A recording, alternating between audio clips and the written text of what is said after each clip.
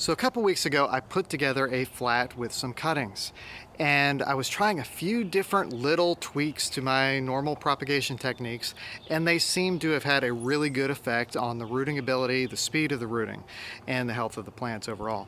So I wanted to share those with you today. So let's go take a look at these cuttings and I'll tell you what I did. All right, so here is my flat of cuttings. I've got a combination of several different types of plants. I've got little Henry itea over here. I've got some Verbena. These are Salvia called Caridana. There's Catmint right there, and Russian sage. Now typically these are all plants that are very good rooters, that are really not that difficult to root. But what I did different are a few different things. First off, I used a different medium. And what I did is I mixed sand together with coir. And coir, of course, is made from coconut husks, and it's ground up. You put it together and it creates a medium that has good water retention, but also really good drainage because of the sand. And I think it worked out great for this flat. The other thing I did is actually using this flat itself. This little cell tray here is an insert that goes into a 1020 flat. And I will typically use these more for seeds, but in this case I used it for the cuttings, and it allows water to be retained in the bottom area here, this chamber, but keeps good drainage throughout the whole flat as it is right now. So the third thing, and I'm going to go over this real quick, then I'll show you some of these results, is instead of putting it outdoors under the shade of a tree or porch or something like that, I took it and put it under my seed starting lights. So those are just fluorescent lights that I've got actually in our crawl space. And those particular lights, they don't have the same intensity of the sun, and the controlled area prevented the moisture from evaporating quite as quickly. The disadvantage is I'm going to have a little bit of an adjustment period for these to kind of go in their pots before I could actually stick them in the ground outside. I have to kind of acclimate them back to the regular weather that we have here in Tennessee. So anyway, let me show you some of these results here on these little cuttings. Let's start down here on this end with this Verbena. And this is a purple homestead Verbena. And you can see here, there's some really good roots happening all around the base of that little plant. This is ready to go into a 4-inch pot to grow on. You can see it's got some new leaves here up at the top, and it's doing really well. So for right now, I'm going to set it back into its little spot here in the cell and let it go. I'm going to shoot over here. These iteas have not yet rooted yet, so I'm not going to worry about them today. I'm going to keep them going for a little longer.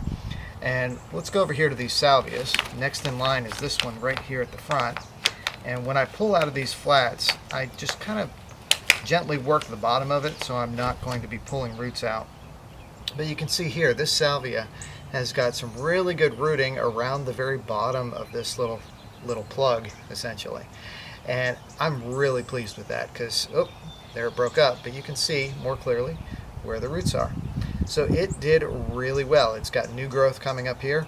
This is a Caridana salvia, if I didn't mention it. I can't think if I did or not. But I'm going to gently try to plop this back into its spot, and we'll move on to the next ones. So, and a lot of these have had a similar success. One thing I do before I even try to pull these out and see what the roots are is with a flat like this, I can look at the bottom and I can see roots coming out of the bottom little cells where those holes are where they're trying to get moisture. And so I know I've got roots like that. So right here, these are Catmint, and I'll take this one out right here and see how it's doing. And this one just has a little bitty root on it, but still, it's doing all right. We'll pop it back in here carefully and let it continue to grow some more roots. Let's try this one next to it. Got a few more on it, but they're all doing really well. So that's the Catmint, the Salvia, the Verbena. Now the Russian sage, I had a little bit of an issue with it when I first put them in here. You can tell that some of them have kind of drooped a little bit of wilt that initially happened when I first took the cuttings, because I made the mistake of doing it in the sun, in a bright sunny situation. The ideal time to actually take cuttings is going to be early in the morning before the sun's really all that intense. And if you can do it on an overcast day or maybe slightly misty day, that is amazing. Those are the best days to do cuttings on. But let me show you a couple things here.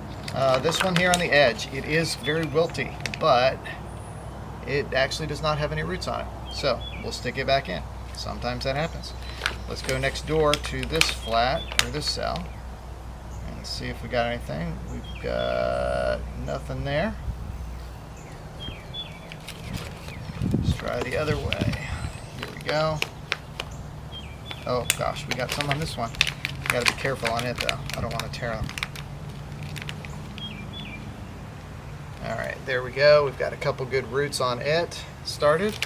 And I think I actually did break a little root when I was trying to show you this, but it should be okay.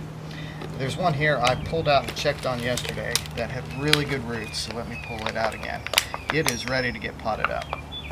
So it's got some really good roots right there on the bottom of that Russian sage. So I did my cuttings like this just as an experiment to see if I liked the medium that I'm using here, the Coir and the sand mixture, and I really think I do. I think it's a good combination. I did some other Russian sage cuttings about a week after these that I've put in sand only, so I'm going to see how they do. They're in sand just overnight. Let's see what I did. These are species of Russian sage, which used to be called Perovskia atriplycifolia, something like that. Now it's called Salvia yangii. Salvia yangii. Terrible pronunciations this morning for me. So at first I was really concerned when I took the cuttings of the Russian sage and they started to wilt. I really didn't think I was going to get much out of them. Maybe one or two. There's about 20 Russian sage cuttings in that flat, and I just really did not expect much out of it. But within about 7 days they were starting to show signs of rooting, and within 10 to 14 days, which is where we are now, they did really well overall.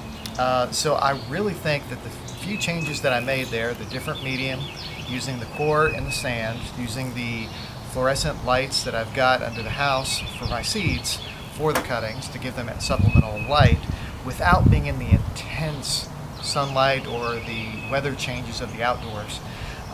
And also the fact that they were in that climate controlled environment. I think that all contributed to the success of that flat.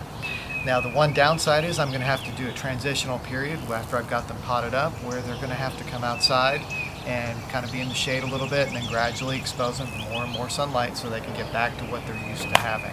But that's not a big deal. That's something we would do anyway with most of our seedlings.